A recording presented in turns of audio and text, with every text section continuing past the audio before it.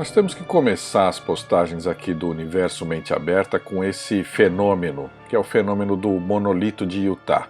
Ele apareceu no dia 18 de novembro, numa área completamente inacessível, difícil de acessar, no deserto de Utah. Foi descoberta pelos pilotos que estavam estudando a vida selvagem na região e viram esse objeto brilhante nessa área absolutamente de difícil acesso. É um monolito, é uma peça metálica de 3,6 metros.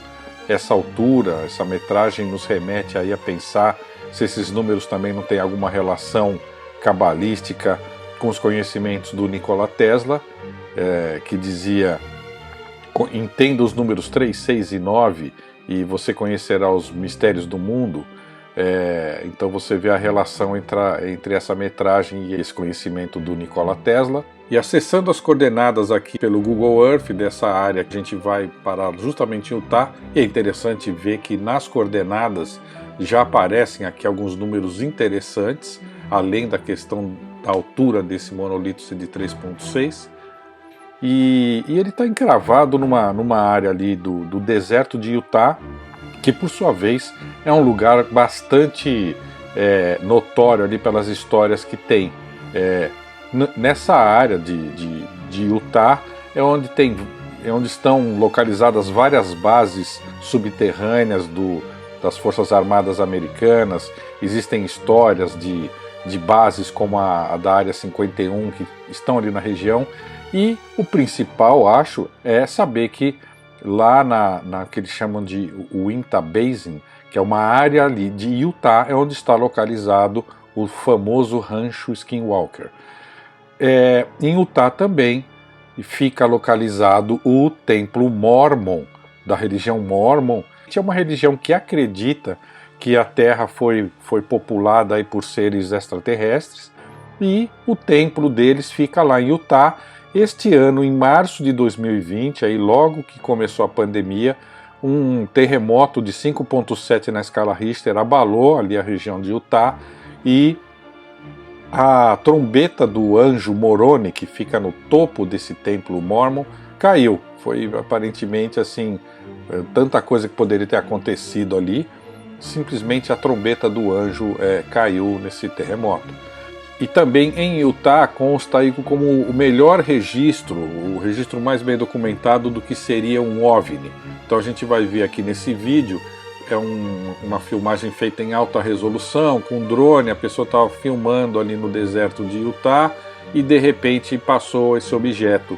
E então você vê em slow motion, vê também quadro a quadro, e pela velocidade você vê que mesmo quadro a quadro ele está em movimento num frame. É muito rápido, você vê que é um objeto sólido mesmo e com um voo não errático.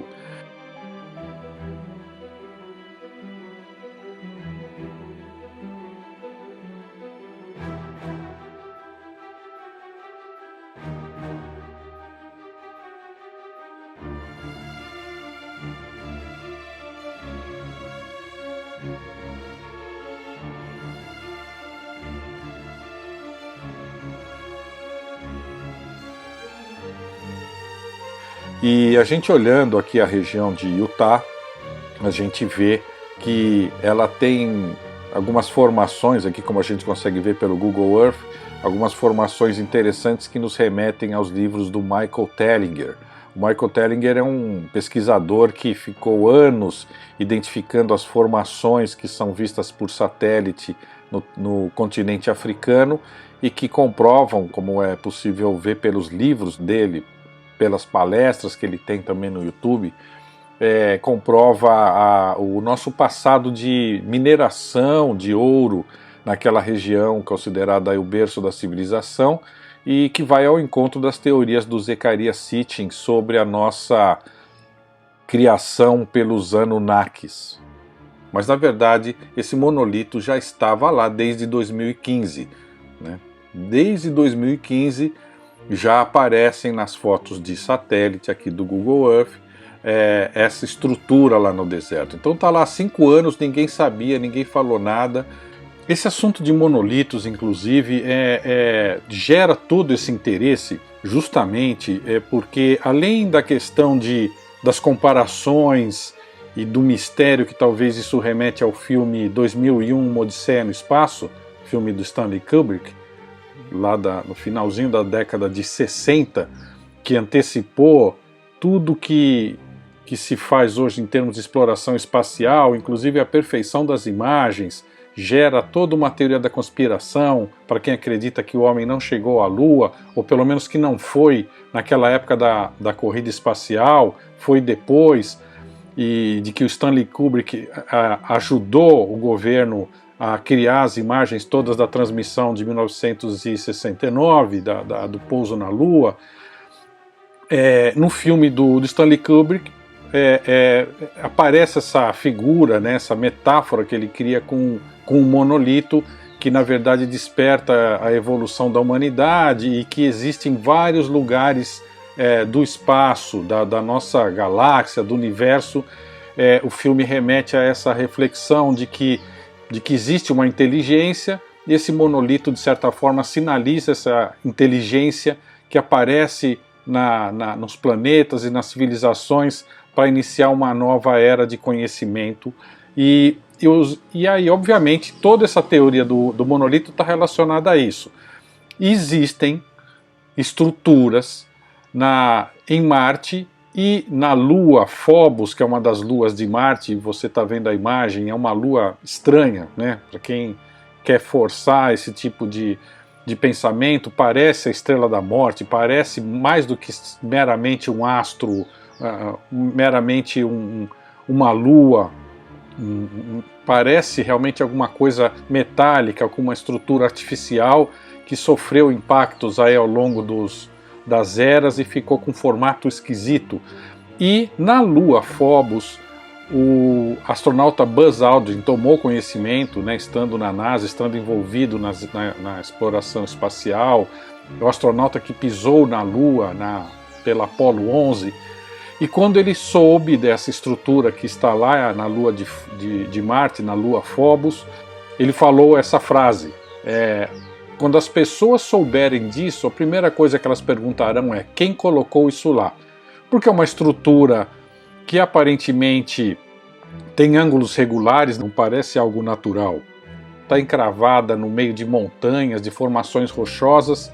Então você vê num platô aquela estrutura que tem 85 metros de altura e parece uma estrutura artificial, não criada naturalmente.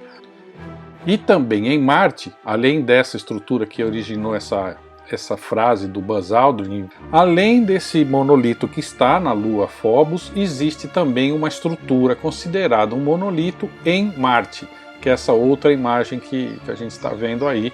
E você vê também que ela tem ângulos retos, ela tem toda uma característica de estrutura não natural, de estrutura artificial. Então, esse tipo de pensamento, movido pelos conceitos do filme 2001, Uma Odisseia no Espaço, fez com que essa questão do monolito aparecendo aqui na Terra, no deserto de Utah, na Romênia, levasse a essas reflexões todas, esses questionamentos. O que está acontecendo em 2020, né, de tantas coisas estranhas, e ainda mais agora com essa história do monolito?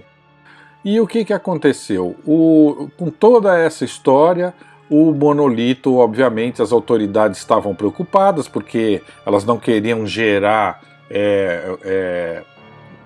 afluxo de pessoas que fossem lá tumultuar e indevidamente invadir essa área aqui, que é uma área protegida. Até por isso é estranho saber como que este monolito foi parar lá, nesse lugar. E dia 27 de novembro, misteriosamente esse monolito desapareceu. É um objeto pesado, não é um lugar onde pode ter tráfego ali de caminhões, de jipes, para poder movimentar e alguém ter acessado isso lá. Misteriosamente, as autoridades responsáveis ali pela área identificaram que o monolito sumiu, dia 27, aí, 9 dias depois dele ter sido localizado. E agora, no dia 27 de novembro, um monolito com as mesmas características apareceu na Romênia. né? A Romênia, ali a terra considerada a origem das lendas do Drácula e do vampirismo, aparece lá um monolito que também ficou 3 ou 4 dias ali, e agora no comecinho de dezembro, dia 1º ou 2 de dezembro, este monolito desapareceu também.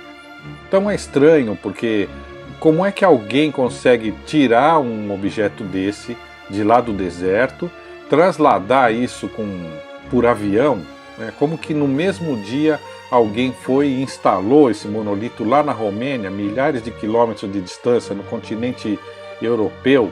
Ah, e uma coisa importante, eu nem vou perder muito tempo falando sobre as possibilidades ou as teorias de que isso seja uma obra de arte do artista plástico John McCracken, que morreu em 2011, né? E a gente vê aqui uma matéria do New York Times a respeito, onde o curador e pessoas ligadas ao John McCracken, pessoas ligadas ao artista plástico, não acreditam que esta obra é dele e que alguém esteja conseguindo fazer esse tipo de movimento e colocar uma obra de arte dele nesses lugares. Realmente, quem olhar o acervo dele vai ver que tem coisas bem parecidas, mas gente ligada ao artista não acredita que seja ele. Então, não vou ficar aqui buscando essa explicação, porque é o contrário do nosso objetivo aqui no Universo Mente Aberta. É justamente pensar o que todo mundo acha que é o mais improvável. Quem conhece o filme Contato, veja o conceito de navalha de Ockham, e não ficar forçando para dizer que seja uma obra do John McCracken, que alguém tem uma logística absolutamente impensável aí para poder ficar fazendo esse passeio com essa obra de arte agora, ainda mais no meio da pandemia. Quem gostou e se interessou pelo assunto, nós vamos colocar aqui no vídeo, assim como lá no blog, os links de livros e filmes relacionados a esse assunto que foi abordado neste vídeo, e sempre será assim nos outros assuntos e temas que a gente abordar aqui no Universo Mente Aberta. Você vai ter os links para livros e filmes e coisas correlatas para poder ir expandindo o seu conhecimento, se você achou essa informação, esse conhecimento, esse tema interessante, ok?